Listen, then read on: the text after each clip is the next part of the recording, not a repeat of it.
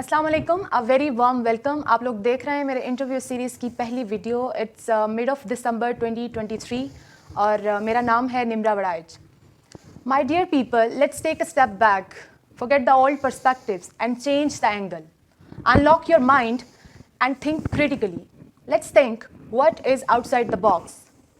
Let's embrace the revolution and be more creative, be more productive. Let's bring a positive change in the society. Let's bring an intellectual change. And as a first step, raise the question. Be more curious. حقیقت یہ ہے کہ ہم لا علم ہیں. ہم سوال نہیں کرتے. اگر کسی سوسائٹی میں جب تک سوال نہیں کیا جاتا, اس سوسائٹی میں چینج لانا is totally impossible. And change for a society survival is a must. Einstein کہتے ہیں the most important thing is to not stop questioning. ہمیں سوال کرنا چاہیے. And for that reason, obviously, we need to learn. We need to educate ourselves. We need to be more concerned about our society, about our own role. ہمیں کیا کرنا چاہیے. Socrates کہتے ہیں کہ an unexamined life is not worth living. It's better to die. اگر ہم اپنا سوسائٹی میں کوئی رول پلے نہیں کر رہے ہیں نا, اور صرف کرٹیسزم کریں, جسے کہتے ہیں کہ نیگیٹو illogical کرٹیسزم ہوتا ہے, تو it's better to die. لیکن اٹس ویری فارچونیٹ کہ پاکستان میں ایک ریسنٹلی کچھ ایئرس پہلے ایک اچھا شفٹ آیا, ایک جسے کہہ سکتے ہیں کہ انٹلیکچوئل شفٹ آیا. لوگوں نے بات کرنا اسٹارٹ کیے, لوگوں نے سوالات اٹھائے ہیں, سوشل ایکٹیویزم کا رائز ہوا ہے, جو کہ it's a very positive sign and we must appreciate it. کچھ لوگوں نے بات شروع کی ہے جس کی وجہ سے ہمیں سوچنے کا موقع ملا ہے, ہمیں سوچنے پہ مجبور کیا ہے. آج ہم نے بھی اسی ویو کو پرسیو کرنے کی چھوٹی سی کوشش کی ہے, اور آج میرے ساتھ جو شخصیت موجود ہیں وہ کسی تعارف کے محتاج نہیں ہیں. نیوکلیئر فزسٹ ہے, سوشل ایکٹیوسٹ ہے, میڈیا کمنٹیٹر ہے, اخبار میں لکھتے ہیں, کالمز ہیں ان کے, اور سب سے اچھی بات یہ کہ ایک منفرد سوچ کے حامل ہیں, ایک الگ نقطۂ نظر رکھتے ہیں, پاکستان کے بیشتر سوشل ایشوز پہ بات کر چکے ہیں, اور سب سے اچھی بات یہ کہ ان سے لوگ جو ہے وہ کلیش آف اوپینین رکھتے ہیں, جو کہ it's a very productive thing. آج ہم ان سے بات کریں گے. السلام علیکم سر. وعلیکم السلام. سر کیسے ہیں آپ؟ ٹھیک. سر آج مجھے آپ تھوڑی سی لڑائی کرنی ہے, and I hope you never mind. نہیں, تھوڑی سی نہیں, بہت زیادہ, بہت کر لیں. نہیں کر لیں, تھوڑی سی لڑائی آستین چڑھا دیتا ہوں. نہیں سر, اتنی لڑائی نہیں کرنی. سر اسٹارٹ کریں گے ایک بیسک کویشچن سے کہ what is Islam as a religion. جب آپ اس کو دیکھتے ہیں تو آپ پرسیو کیا کرتے ہیں؟ ایک ہوتا ہے نا ایک جنرل اوپینین, آپ سے کوئی پوچھے, اس میں نماز, روزہ, زکوٰۃ, حج, اللہ پاک, وحدانیت کے بارے میں, یہ بیسک تھنگز ہیں, ایوری بڈی نوز. بٹ ایک جنرل پرسیپشن ہوتا ہے کسی بھی چیز کو لے کے, کسی ریلیجن کو لے کے اسپیسیفکلی. جب آپ اس ریلیجن کو کسی کو لیٹ سپوز بتاتے ہیں یا بتائیں یا خود کو بتائیں, تو کیا 2-3 چیزوں میں, لائنوں میں اگر آپ اس کو ڈیفائن کر سکیں کہ اسلام ہے کیا بیسکلی؟ یہ ابراہیمک ریلیجن ہے, جس کا مطلب یہ کہ یہود مت اور عیسائیت کے تسلسل میں یہ نازل ہوا. اس میں اللہ کی وحدت پر کامل یقین ہے. اس میں رسول اللہ محمد صلی اللہ علیہ وسلم کو آخری نبی مانا جاتا ہے. یہ باتیں تو سب کو پتہ ہے, تو اس میں کیا نئی بات؟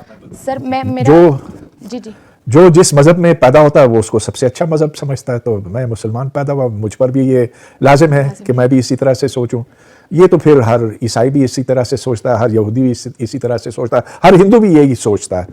وہ کہ وہ اس کو دھرم کہتے ہیں, دھرم سنتنم جو بھی ہے. تو یہ تو تمام مذاہب کے اوپر صادق آتی ہے بات. سر میرا جو بیسک کویشچن تھا اس کا مقصد یہ تھا کہ ایک پرسیپشن ہے جنرلی کہ اسلام ایک کنزرویٹو جو ہے مذہب ہے, اس میں بڑی سختیاں ہیں یا ایکسٹریمزم ہے. ویسٹرن میں بھی آپ گئے ہیں تو ایک ایک غلط پرسیپشن بھی پایا جاتا ہے. تو آپ اس چیز کو کس طرح کاؤنٹر نریٹ کرتے ہیں یا نریٹ کرتے ہیں, تو آپ اس کو کس طرح دیکھتے ہیں؟ نہیں, میں کیسے کہہ سکتا ہوں کہ اسلام کو غلط سمجھا گیا ہے. مجھے یہ نہیں پتا کہ سعودی عرب کا اسلام صحیح ہے, آج کل کے سعودی عرب کا اسلام صحیح ہے, کہ آج سے کچھ سال پہلے کا اسلام سعودی عرب کا وہ صحیح تھا. میں یہ نہیں جان سکتا کہ جس قسم کا اسلام انڈونیشیا میں ہے اور جو ملیشیا میں ہے, اس کی کوئی مماثلت بنتی ہے صومالیہ اور مراکش کے اسلام کے ساتھ. نہیں, جگہ جگہ اس مسلمانوں کی سوچ مختلف ہے, ان کے طور طریقے مختلف ہیں. ہمارے ہاں اب عورتوں کو یہ لڑکیوں کو یہ بتایا جاتا ہے کہ جب تک تم عبایا نہ کرو اور برقع نہ کرو تو تم ٹھیک مسلمان نہیں ہو. ترکی جاؤ تو اس کا بالکل الٹ ہے, ادھر تو آدھی سے زیادہ لڑکیاں جو ہیں وہ بالکل جیسا ویسٹرن ڈریس ہوتا ہے وہ پہنتی ہیں. تو میں کچھ دعوے سے کہہ نہیں سکتا کہ اسلام کو مس ریپرزینٹ کیا گیا کہ نہیں, یہ سب کچھ آپ کے نقطۂ نظر کے اوپر منحصر ہے. سر دوسرا میرا جو کویشچن ہے وہ یہ ہے کہ پاکستان میں یہ جو سیکولر اور اسلامک اسٹیٹ کی جو ڈبیٹ ہے اب اس میں ریلیجس مائنورٹیز جو ہے اس کو بیسک ٹول پریزنٹ کر کے یہ ایجنڈا ہمیشہ اٹھایا جاتا ہے کہ Pakistan must be a secular state. کہتے ہیں Pakistan is a secular state. جب تک سوسائٹی کا مائنڈ سیٹ ہم چینج نہیں کر پائیں گے, مائنڈ سیٹ کی گیم ہے نا کہ ہم ریلیجس مائنورٹی اسلام تو آبسٹیکل نہیں ہے اٹ سیلف, یا اسلام نے کہیں پہ مینشن کیا ہے کہ مائنورٹیز کو رائٹس نہیں دینے یا مائنورٹیز کے ساتھ یہ ڈسکریمنیٹری بیہیویئر ہونا, اسلام تو رکاوٹ نہیں ہے. تو وائی دس ڈبیٹ کہ اسلامک اسٹیٹ ہونا چاہیے یا سیکولر اسٹیٹ ہونا چاہیے؟ کنفیوژن شروع دن سے ہی تھا کہ کیا پاکستان ایک مسلم ریاست بنے گا یا اسلامی ریاست بنے گا. تو دونوں میں فرق ہے. مسلم ریاست وہ ہے جس میں اکثریت مسلمانوں کی ہے, اور اسلامی ریاست وہ ہے جس میں قانون شرعی ہے, شریعت کے مطابق ہے. اب پاکستان تو بن گیا, لیکن یہ بات اب تک طے نہیں ہوئی ہے کہ پاکستان ایک اسلامی ریاست ہے کہ نہیں. آپ کیوں کہہ رہی ہیں کہ اسلامک اسٹیٹ ہے جبکہ بہت سی چیزیں یہاں پر ہیں وہ بالکل خلاف اسلام ہیں. مثال کے طور پر یہاں تو سود کا نظام عام ہے, چلتا ہے. مثال کے طور پر یہاں پر ہم غلام نہیں رکھ سکتے, اسلامک اسٹیٹ میں تو آپ غلام رکھ سکتے. اسلام میں کوئی ممانعت نہیں ہے نا غلامی پر, رسول کے اپنے غلام تھے, تو کیا میں یہاں نہیں رکھ سکتا ہوں؟ ایک اسلامک اسٹیٹ میں تو میرا پورا حق بنتا ہے کہ میں غلام رکھوں. آپ کیوں کہہ رہی ہیں کہ یہ اسلامک اسٹیٹ ہے جبکہ اسلامک اسٹیٹ, اسلامک ریاست تاریخ میں کبھی بنی ہی نہیں. کہیں ہے قرآن میں کہ اسلامی ریاست جیسی کوئی چیز ہونی چاہیے؟ آپ نے دیکھا ہے قرآن میں؟ نہیں. اس لیے اور یہاں تک کہ ریاست کا لفظ بھی عربی میں نہیں ہوتا تھا. سر میرا نیکسٹ کویشچن یہ ہے کہ پاکستان کی جتنی بھی ہم وہ پولیٹیکل ہسٹری ساری کو پڑھتے ہیں, what went wrong with Pakistan basically? اگر ہم کمپیئر کریں کہ south Asia, there were two countries of South Asia, India and Pakistan, got their independence at the same time, 1947. Now India is getting up to celebrate its democracy, education, development, regional and international power. India challenge کر رہا ہے کہ وہ surpass کرے گا اور وہ third largest economy بنے گا 2030 میں, and Pakistan is one bad day away from becoming a failed state near bankruptcy. آخر اگر ہم آپ سے پوچھیں کہ اگر 3 بیسک جو وجوہات ہیں ان کو آپ نے نیم کرنا ہو کہ ان 3 وجوہات کی بیسس پہ آج پاکستان اتنا پیچھے اور انڈیا اتنا آگے, آپ ان 3 چیزوں کو کس طرح ڈیفائن کریں گے کہ کیا ہیں بیسک وجہ؟ بہت مناسب, بہت اچھا سوال ہے. ایک تو یہ کہ جن لوگوں نے پاکستان کی بنیاد ڈالی, علاوہ قائد اعظم کے باقی سارے زمیندار تھے, وڈیرے تھے, اور وہ لوگ تھے جنہوں نے ادھر کے لوگوں کے اوپر ظلم کیا تھا, اور وہ چاہ رہے تھے کہ پاکستان بنے گا تو ان کو اور زیادہ زمینیں ملیں گی, اور زیادہ دولت مل سکے گی. آپ یہ دیکھیں کہ 95% ایسے لوگ تھے جو زمیندار اور جاگیردار تھے, اور 5% ایسے جو سرمایہ دار تھے اور جو کچھ پڑھے لکھے تھے. باقی جو ہیں تو آپ کوئی ایک نام بھی مجھے لے کر دیں جو روشن خیال تھا, جو چاہتا تھا کہ ادھر کے عوام کے لیے کچھ کیا جائے. پہلی بات تو یہ, اور یہ پہلی بات میں یہ بات بھی شامل کروں گا کہ مسلم لیگ جناح صاحب کی وفات کے بس 3 سال کے بعد ختم ہو گئی. آپس کی لڑائیاں ہوئیں اس لیے کہ جو ہندو بھاگے ہوئے تھے ان کی زمینوں پہ وہ قبضہ کرنا چاہ رہے تھے, تو ان کے بیچ میں جھگڑے ہوئے.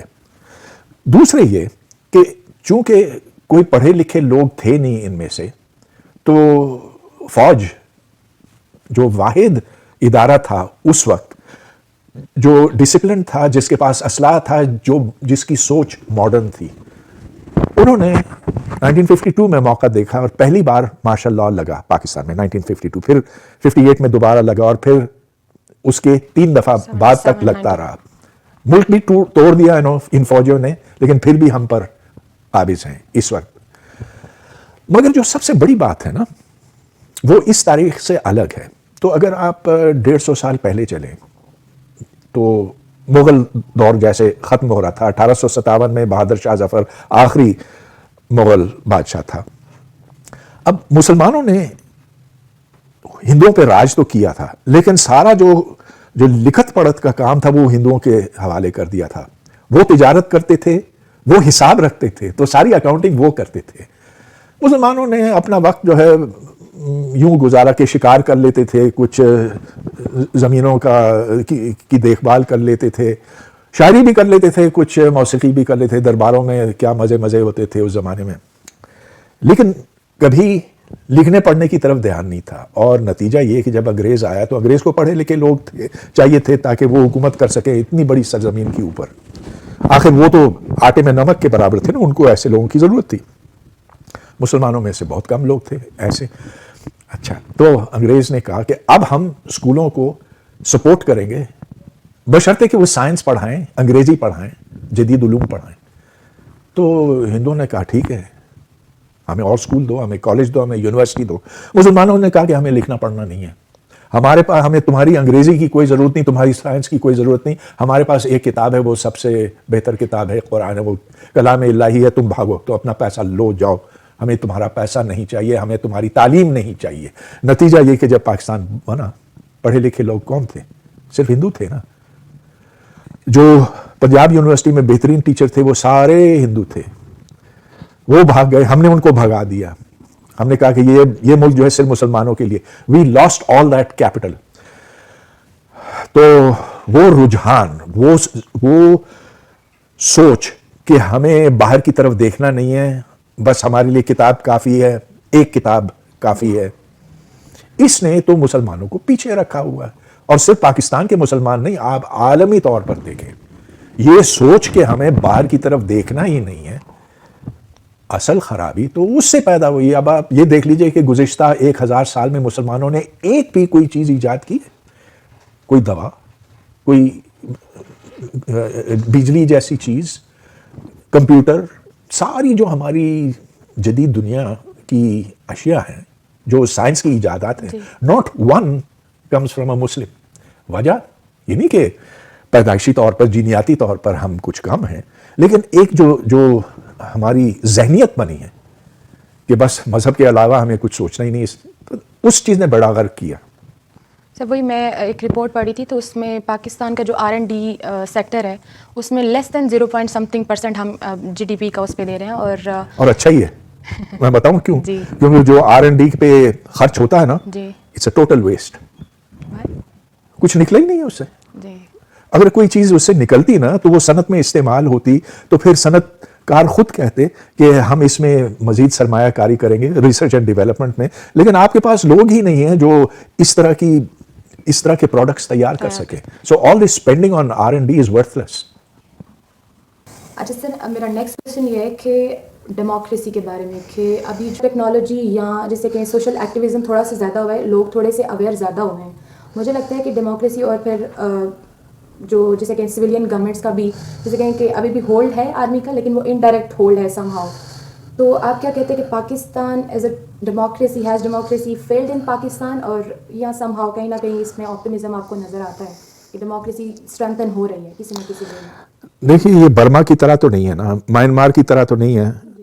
اگر آپ پنجاب میں ہیں یا سندھ میں ہیں تو ٹھیک ہے, آپ کو دکھائی دیتا ہے کہ بہت سی قدغنیں ہیں, لیکن اگر آپ بلوچستان میں ہوتے نا, پھر گولی چلنے میں دیر نہ لگتی. پھر تو ایسے ہوتا کہ اگر آپ نے کوئی بھی بات کی ہو نا تو آپ کو یوں غائب کر دیا جاتا. اور مسنگ پرسنز کی تعداد تو اب سینکڑوں نہیں ہزاروں میں ہے. جو بھی یہاں منتخب حکومتیں آئی ہیں ان کی مجال نہیں کہ وہ اس کو چیلنج کر سکیں, عدالتیں بھی اس کے سامنے خاموش ہو جاتی ہیں. یہی چیز ہم دیکھتے ہیں. اب علی وزیر ایک منتخب نمائندہ ہے پارلیمنٹ میں, لیکن اس کو یہ جو اوپر والے ہیں اس کو بھی اٹھا کر لے جاتے ہیں.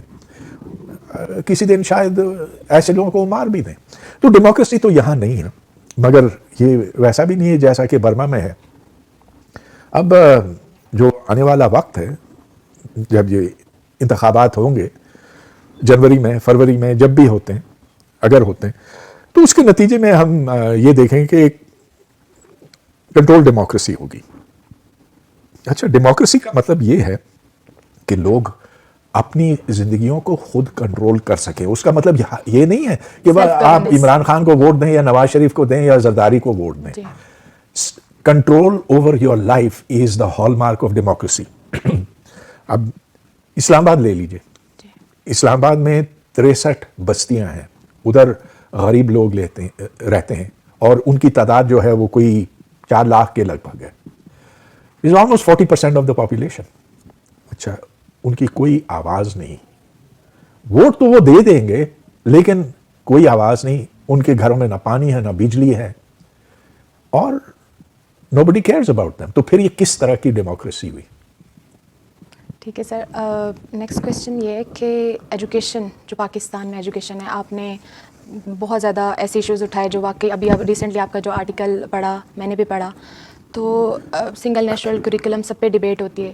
سر ایک بیسک ڈبیٹ ہے, اس دن بھی میں نے کویشچن کیا تھا کہ ہماری جو ایجوکیشن ہے نا وہ بڑی اسپیسیفائڈ کر دی گئی ہے. اسپیسیفائڈ ان دا سینس کہ اگر میں ماسٹرس کر رہی ہوں فزکس میں, تو سر مجھے صرف فزکس میں, اور وہ ایجوکیشن کا لیول تو پہلے ہی لو ہے کہ فزکس بھی بہت کوئی ہائی لیول کی سکھائی نہیں جائے گی. اگر میں سیکھنا چاہوں گی تو مجھے ریسورسز نہیں ملیں گے. ٹھیک ہے, اب فزکس کے ساتھ سر آپ کو نہیں لگتا کہ کسی بھی ایجوکیٹڈ پرسن کو سم ہاؤ اکانومی کا پتہ ہونا چاہیے, سم ہاؤ ملک کی پالیٹکس کا پتہ. آپ گائیڈنس یونیورسٹی ہے, ٹاپ موسٹ یونیورسٹی ہے, اب وہاں پہ ہم نے 16 سال کا ایجوکیشنل بیک گراؤنڈ ہوتا ہے. اگر میں پلانٹ سائنسز کی ہوں یا میں فزکس کی ہوں یا ایک کیمسٹری کا بندہ, اکنامکس کا بندہ ہے, اکنامکس کا بندہ ہوگا اس کو صرف اکنامکس کا پتہ ہوگا. میں آپ کو ایک بات بتاتی ہوں کہ میری ایک یونیورسٹی میں ایک انٹریکشن ہوا, ایک لڑکی جو پی ایچ ڈی کر رہی تھی اکنامکس میں, اینڈ آئی واز لائک کہ مجھے لگا ان کو تو اکنامک کی جسے کہتے ہیں کہ اچھی بچی پتہ ہوگی, اور مجھے یہ تھا کہ مجھے بڑا ڈسکشنس کا شوق ہے. تو میں نے ان سے ایسے ہی پوچھ لیا کہ لیٹ سپوز کہ آپ کو ایک موقع دیا جاتا ہے گورنمنٹ کی طرف سے کہ پاکستان کے لیے ایک اکنامک ماڈل آپ نے پروپوز کرنا ہے کہ پاکستان کے لیے کیا سوٹیبل ماڈل ہے. تو شی واز لائک کہ actually I am researching on this Nano economics سے پتہ نہیں کیا کیا, تو جو پاکستان کی چیز یہ ہمارے سلیبس کا حصہ نہیں ہوتی ہیں. تو آئی واز شاکڈ کہ یہ تو ایٹ لیسٹ ہلکا ہلکا تو ہر چیز کا آئیڈیا دینا چاہیے.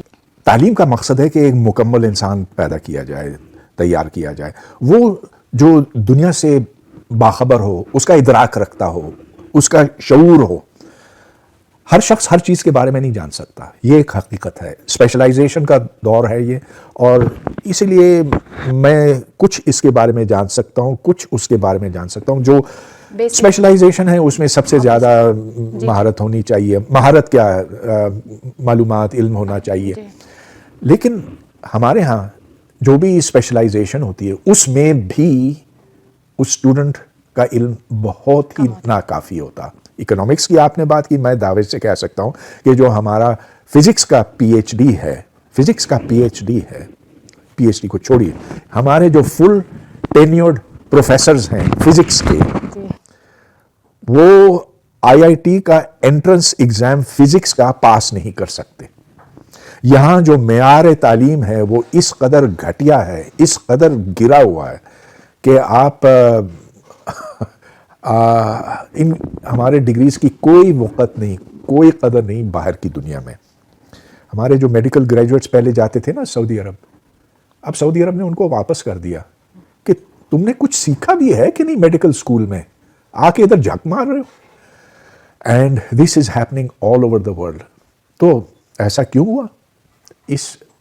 تو اس کی تاریخی وجوہات تو میں نے آپ کو بتائی نا, کہ انگریز نے جب آفر کیا, ہندوؤں نے کہا ہمیں اور دو, اسکول دو, کالج دو, ہمیں جدید دنیا میں داخل ہونا ہے. مسلمانوں میں ماں سوائے سر سید احمد خان کے اور کسی نے یہ نہیں کہا کہ ہمیں یہ چیزیں سیکھنے کی ضرورت ہے. انہوں نے کہا ہمارا جو پرانا علم ہے وہ کافی ہے.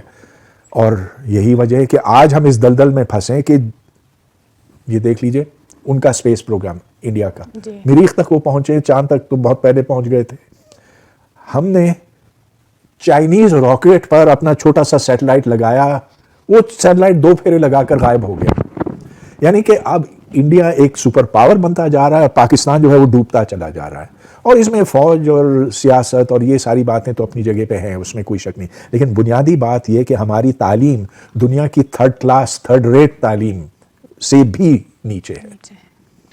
سر کنسٹرکٹیوزم کے ساتھ جو سوشل کنسٹرکٹیوزم کی ایک تھیوری ہے, اب پاکستان ہے سر, ہم نے ایک کنسٹرکٹ کیا ہوا آئیڈیا کہ چائنا ہمارا دوست ہے اور امریکہ ہمارا دشمن ہے, انڈیا ہمارا دشمن ہے. تو سر آپ اس کانسیپٹ کو کس طرح لیتے ہیں کہ یہ جو سی پیک ہے ابھی والا پروجیکٹ ہے, تو ہم کہتے ہیں کہ یہ گیم چینجر ہے اور چائنا پہ دس مچ ریلائنس ایز کمپیئر ٹو, اور دوسری کا ہم انڈیا کے ساتھ زیرو ٹریڈ کر رہے ہیں, کوئی ٹریڈ نہیں ہے, ہم لوگ ایک عجیب سیلف سسٹینڈ آئیڈیاز میں ہے کہ کشمیر سے ہی کرو گے, تو وہ نہ وہ کر رہے ہیں, نہ ہم اس میں کوئی آواز, صرف ایک کانسیپٹ اس میں لکھ دینا نیشنل سیکیورٹی پالیسی میں کہ کشمیر از اے سینٹرل کور ایشو, تو نہ کشمیر کے لیے کچھ کر پا رہے ہیں. کچھ بھی نہیں ہو سکا اسے. اب آپ یہ دیکھ لیجئے کہ G20 کا سمٹ ہوا تھا, کہاں ہوا تھا؟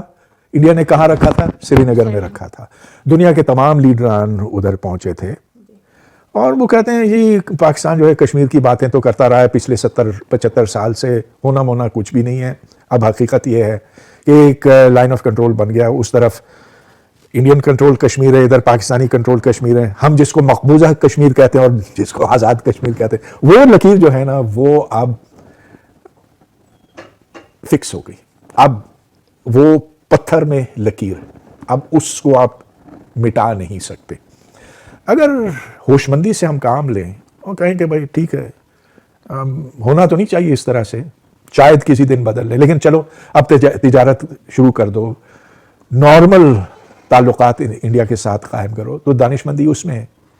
اب پاکستان تو بالکل آئسولیٹ ہو گیا ہے دنیا میں, یہاں تک کہ جو عرب ملک ہیں وہ بھی انڈیا کے ساتھ نہ صرف تعلقات رکھتے ہیں, لیکن مودی کو دا ہائیسٹ آنر دیا ہوا تھا سعودی عرب کی طرف سے. میں نام بھول رہا ہوں, جو بھی اعزاز تھا وہ سعودی عرب کا سب سے بڑا اعزاز تھا, وہ مودی کو دیا, جبکہ وہ شخص جو ہے مسلمان دشمن ہے. وہ اپنے جو ترقی پسند لوگ ہیں ان کو کچل رہا ہے, اپنی جو مذہبی اقلیتیں ہیں انہیں دبا رہا ہے. اور جس نے گجرات میں مسلمانوں کا قتل عام کیا تھا اس کو سعودی عرب نے سراہا. یہی بات میں UAE کے بارے میں کہہ سکتا ہوں, قطر کے بارے میں. سارے عرب جو ہیں وہ انڈیا کی طرف ہو گئے, تو اب ہم اکیلے چیختے رہتے ہیں کشمیر کشمیر کشمیر, ہائے ہائے کشمیر. سر وہی آپ کی والی بات, آپ اکثر کہتے ہیں کہ ہماری جو پالیسیز وہ ایموشنل پالیسیز ہوتی ہیں, ریشنل پالیسیز نہیں ہوتی ہیں. کہ اب امریکہ اور چائنا دو پاورز ہیں, اور وہ سب سے زیادہ اسٹینڈ اپ انہیں کا چل رہا ہے, وہ کولڈ وار کی طرف جا رہے ہیں, لیکن سب سے زیادہ ٹریڈ بھی انہیں کا ہی ہے آپس میں. انڈیا چائنا کے ساتھ آپس میں ٹسل میں ہے, لیکن ٹریڈ کر رہے ہیں, لیکن ہم کشمیر کو وہ ایموشنس کو دیکھتے ہیں اور اس کی بیس پہ ہم پالیسیز بنا لیتے ہیں. اور یہ ہم ماننے کے لیے تیار نہیں کہ ہمیں چین استعمال کر رہا ہے, جس طرح سے امریکہ نے ہمیں پہلے استعمال کیا تھا. میں یہی پوچھنا چاہ رہی تھی. تو جب تک ڈالر کی بوریاں آتی رہیں ہم امریکہ کے ساتھ دوستی کرتے رہے.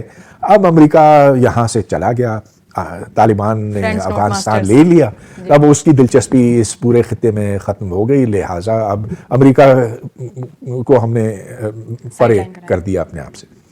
لیکن چین بھی ہمیں استعمال کر رہا ہے. آخر وہ جو قرضے ہمیں دے رہا ہے, قرضے ہیں وہ امداد نہیں ہے. امریکہ نے ہمیں امداد دی تھی, چین ہمیں قرضے دے رہا ہے, اور قرضے اس لیے دے رہا ہے کہ اس سے وہ منافع وصول کرے گا, سود وصول کرے گا, علاوہ اس کے ڈیٹ ٹریپ جیسے کہتے ہیں وہ ریالٹی ہے. Date trap. اور یہ ہر ملک کے ساتھ ہو رہا ہے, سری لنکا کے ساتھ ہوا تھا, افریقہ میں بہت سارے ممالک ہیں. ہم بڑے خوش ہیں کہ جی چین ہمارا بڑا دوست ہے. سر یہ جو اکنامک ٹریپ ہے یہ امپیریلزم کی ایک جسے کہیں کہ ایڈوانس فارم ہی ہے, جو اولڈ امپیریلزم ہے اسی کوئی ایکسپینشنزم, اور یہ اکنامک جو ٹریپ میں جو بگیسٹ پاورز ہیں وہ لے رہی ہیں, یہ امپیریلزم ہی ہے. آپ اس کو ایگری کرتے ہیں؟ جی بالکل, یہ امپیریلزم ہے, لیکن دیکھیں ایک فرق ہے. چائنا نے سافٹ پاور استعمال کیا, جبکہ جو امپیریلسٹ انہوں نے ہارڈ پاور استعمال کیا تھا. وہ تو جنگی فتوحات سے اپنے مفادات کو آگے بڑھاوا دیتے رہے. چین نے یہ سوچا ہوا ہے کہ اگر زیادہ کنیکٹیوٹی ہو, اگر ہم ملکوں کو ورغلا سکیں, ان سے ہم اپنا سامان خریدوا سکیں, اور وہ ان کو ہم قرضے دیتے رہیں, اس قرضے سے وہ ہماری چیزیں خریدتے رہیں, تو پھر اس چیز میں ہم پھنس گئے ہیں, اور اس سے نکلنا بڑا مشکل ہے. اب چین ہماری کوئی خاص عزت نہیں کرتا. آپ دیکھیں کہ ابھی کچھ وقت پہلے ہمارے وزیر اعظم وہاں گئے تھے, تو ان کو ریسیو کرنے والا کون تھا ایئرپورٹ پہ؟ کوئی ڈپٹی سیکرٹری ٹائپ کا بندہ تھا. جب وہ لوگ یہاں پر آتے تو ہم تو پورا شہر اسلام آباد بند کر لیتے. اب وہ پچھلے دنوں UAE کا آیا تھا, کیا نام ہے, شیخ زاید یا جو بھی ہے, یہاں سارے تعلیمی ادارے بند کر دیے, بینک بند کر دیے. کیوں بھائی, کیوں اتنی خوش آمد؟ کیونکہ کوئی آتا نہیں ہے نا, کم آتے ہیں. کوئی آتا نہیں ہے یہاں پر. انڈیا میں سارے لوگ آتے رہے, بائیڈن سے لے کے چائنا اور رشیا اور سب کے سربراہ جو ہے وہاں جاتے رہے. سر نیکسٹ کویسچن یہ ہے کہ گلوبلائزیشن از اے ریالٹی اور a myth. Globalization does not main world government और चीज़ है. वर्ल्ड गवर्नमेंट जो यूएन के तहत होनी चाहिए, ये एक दूर का ख्वाब है. ग्लोबलाइजेशन इसके नतीजे में शुरू हुआ कि आमद व रफ्त आसान हो गया है. आप एक शय को एक शय को एक जगह से दूसरी जगह तक पहुंचा सकते हैं बासानी. यहाँ कम्युनिकेशंस बहुत आसान हो गई हैं. सेकंड्स के अंदर आप अमेरिका में या शंघाई में किसी से बात कर सकते हैं, डील पूरी कर सकते हैं. इधर की चीज़ बनकर उधर बिकती है. अब आप देखें कि अमेरिका में जो बेशतर इंपोर्ट्स हैं वो सारी दुनिया से आते हैं. बांग्लादेश से आते हैं, पाकिस्तान से आते हैं. हम तो खैर तौलिया चादर ही उनको भेज सकते हैं, लेकिन जो उनकी कंप्यूटर का हार्डवेयर वो सिंगापुर में तैयार होता है, हांगकांग में तैयार होता है, कोरिया में तैयार होता है. तो ग्लोबलाइजेशन का मतलब ये कि एक चीज़ आप यहाँ पर बनाते हैं लेकिन उसका मसरफ कहीं और है. America is the source of ideas, but it is now the biggest importer of finished goods. Sir वो कार्ल मार्क्स का जो क्लास कॉन्फ्लिक्ट वाली थ्योरी है कि ग्लोबलाइजेशन में हो ऐसे रहा है कि accumulation of wealth eight one पोल और एट द सेम टाइम जिसे कहते हैं कि पावर्टी और मिजरी जो है वो दूसरे वर्ल्ड के दूसरे पोल पे. जो स्टेट्स अमीर हैं वो अमीर से अमीर, जैसे हम पाकिस्तान में कैपिटलिज्म की यही बात करते हैं कि जो अमीर घराने हैं वो अमीर से अमीर तर हो रहे हैं, जो गरीब हैं वो गरीब से गरीब तर हो रहे हैं. तो ऐसे ही नहीं है ग्लोबल पर्सपेक्टिव में अगर हम इनको देखें? कहीं है कहीं नहीं है. अब आप ये देख लीजिए कि साउथ कोरिया गरीब मुल्क था, अब बहुत अमीर मुल्क हो गया. वियतनाम जिसको अमेरिकनों ने बुरी तरह से कुचला था, उस पर millions of tons of bombs फेंके थे, अब वो ऐसे खड़ा हुआ है कि वो अब कोरिया का मुकाबला कर रहा है. अपने पड़ोस में देख लीजिए इंडिया, वो एक गरीब मुल्क हुआ करता है, अब सुपर पावर बनने की तरफ जा रहा है. उसमें खराबियां भी हैं, लेकिन ये नहीं कि दुनिया में सारे जो गरीब थे वो गरीब तर होते गए, जो अमीर है वो अमीर तर होते गए. ऐसा नहीं है. लोग अपनी मेहनत से, अपनी ज़हानत के इस्तेमाल से अपने आप को ऊपर उठाते रहे हैं. ये यहाँ पर नहीं हुआ पाकिस्तान में, लेकिन और जगहों पे दिखाई देता है. सर जेंडर के ऊपर अगर बात करें, एक कॉन्सेप्ट है हमेशा वेस्टर्न ममालिक में भी, इधर भी हम कहते हैं जेंडर इक्वालिटी. सर मुझे एक मेरा क्वेश्चन ये है कि gender equality itself is impossible. Gender एक अगर हम उसको, वो तो एक सोसाइटल फैब्रिकेशन जेंडर अगर हम उसको देखें, वैसे मेल और female there are certain differences biologically, scientifically. अब अगर हम उस जेंडर इक्वालिटी को टर्म, मुझे लगता है टर्म ही कॉन्फ्लिक्चुअल है ना. अगर हम उसको ह्यूमन इक्वालिटी पे करें तो आई गेस वो मोर एक्यूरेट होगा. मुश्किल हो जाता है. इससे नहीं इत्तेफाक करता. मैं समझता हूँ जेंडर इक्वालिटी होना चाहिए कि मर्द, औरत, ट्रांसजेंडर और जितने भी LGBT, PQ, RST. So why not human equality? जी. अच्छा, इसकी वजह यह है कि उसमें ह्यूमन इक्वालिटी में बहुत सारी चीज़ें छुपाई जा सकती हैं. आपने कहा कि मर्द और औरत होते हुए आपने कहा कि बराबरी नहीं है. ऑफ कोर्स बराबरी नहीं है. मैं बच्चे जन नहीं सकता, 9 महीने बच्चा मेरे पेट में नहीं हो सकता, लेकिन सारे वो काम जो मैं कर सकता हूं सो आप कर सकती हैं. जितनी ताकत इस खोपड़ी में है, मेरी खोपड़ी में, उतनी ही आपकी खोपड़ी में है. दिमाग हमारे एक जैसे हैं, सलाहियतें हमारी एक जैसी हैं, जहनी सलाहियतें. अब ये कि मैं एक मन उठा सकता हूं और आप उसका आधा वो उठा सकते हैं. पता नहीं मैं एक मन उठा सकता हूँ कि, लेकिन एक उठा तो सकता था आराम से, अब भी उठा सकता. बहरहाल मैं भी उठा सकती हूँ. अच्छा, एक मन 40 सेर होता है. जी सर.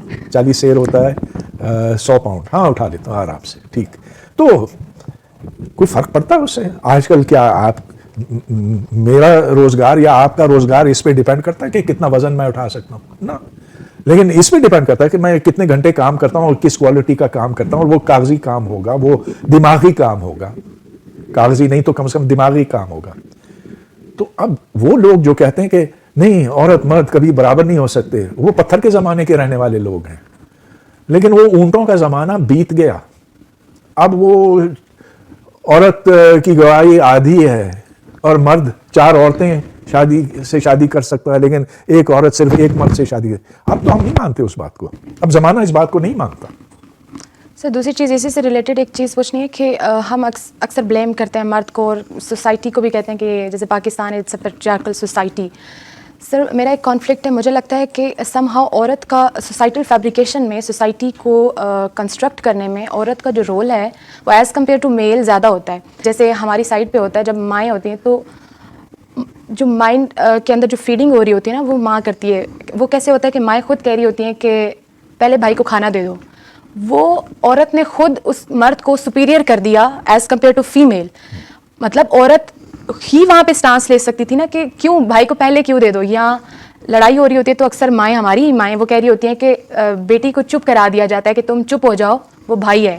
بھائی چھوٹے بھی ہوتے ہیں, ایک جنرل سٹانس ہے سوسائٹی پہ, چھوٹے بھی ہوتے ہیں وہ بڑے ہوتے ہیں. بالکل صحیح کہا, بالکل صحیح کہا آپ نے. اور اسی لیے تو وہ بھائی ایسے نکلتے ہیں جو اپنی بیویوں پہ ظلم کرتے ہیں اور جو عورتوں کو دباتے ہیں. اسی کوئی اور عورت جو ہے وہ جسٹیفائی بھی کر رہی ہوتی ہے کہ مرد تو ایسے ہی ہوتا ہے. لیکن جس بات سے میں نے اختلاف کیا نا کہ سب سے زیادہ انفلوئنس تو عورتوں کا ہوتا ہے, وہ نہیں. باپ ہے جو طے کرتا ہے کہ کس کو کتنا ملنا ہے.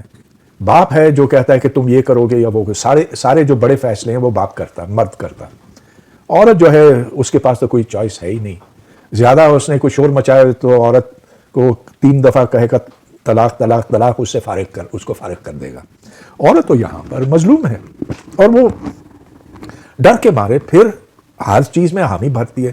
پھر کیونکہ باپ بھی یہ چاہتا, شوہر بھی یہ چاہتا, تو بیٹے کو اسی لیے پریفرنس دی جاتی ہے. تو یہ جو پدر شاہی ہے جی, اس کو بڑھاوا دینے میں عورت بھی شامل ہے. جی. یہ بات آپ کی ٹھیک ہے, لیکن اس چیز کو باقی دنیا میں نہیں مانا جاتا. ہم صرف اس سوسائٹی کے اندر اس کو آگے بڑھاتے چلے جا رہے ہیں. میرا بس اسٹانس یہ تھا کہ ہم بس بلیم گیم کرتے جا رہے ہیں کہ ہم نے مرد کو کہہ کے مزید سپیریئر کر دیا کہ پیٹریارکل سوسائٹی ہے.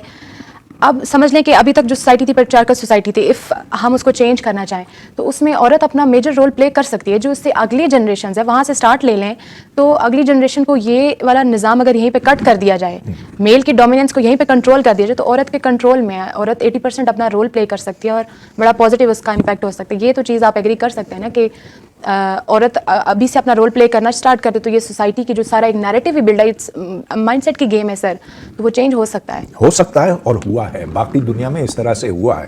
پہلے تو یہ تھا کہ عورت کو ووٹ دینے کا حق بھی نہیں تھا, اور یہ برطانیہ میں صرف 100 سال پرانی بات ہے کہ ووٹ عورت دے سکی. تو سفراجیٹ موومنٹ کے نتیجے میں, تو جس طرح یہاں ہماری ایک موومنٹ چلی تھی میرا جسم میری مرضی, اس طرح کی چیز تھی برطانیہ میں. اس جد و جہد کے نتیجے میں عورت نے اپنے حقوق وہاں حاصل کیے, اور آج بھی ادھر کی جو خواتین ہیں, اور پھر جو یہ پورا LGBTQ PRST جو بھی ہے, وہ بھی لڑنا چاہیے. اور لڑنا اس لیے چاہیے کہ وہ بھی انسان ہے, اسی طرح کے انسان ہے جس طرح کے آپ اور میں ہیں. اب یہ کہ قدرت نے, اتفاق نے کسی کو تھوڑا سا اس طرف کر دیا, تھوڑا سا اس طرف کر دیا, لیکن ذہنی صلاحیتوں کے لحاظ سے اس میں کوئی فرق نہیں. آپ اور میں بھی ایسے ہی. سر میرا لاسٹ کویسچن یہ ہے کہ ایک تو میں اپریشیٹ کر رہی ہوں کہ واقعی ہمیں بہت زیادہ ہیلپ آؤٹ ہوئی ہے آپ لوگوں کی جو ایکٹیویزم ہے سوشل میڈیا پہ. بہت زیادہ آپ نے کویشچنز ریز کیے, اور ایک جسے کہتے ہیں کہ ہم وہ اندھی تقلید کرتے جا رہے تھے کہ یہ جو پڑھا ہے, یہ جو بتایا گیا ہے, یہ لوہے پہ لکیر ہے. تو آپ لوگوں کا جو رول ہے سوشل میڈیا پہ, جتنے بھی مزمل, سید مزمل ہیں, آپ ہیں, عائشہ جلال کی کتابیں ہیں, بے شمار لوگ ہیں جو بہت زیادہ اچھا کام کر رہے ہیں. مجھے سم ہاؤ لگتا ہے کہ کہیں نہ کہیں جو ہے نا ڈی مورلائزیشن ہماری سوسائٹی میں, ایک کہتے ہیں کہ نیگیٹو کرٹیسزم, اس کا ایک رائز ہوا ہے.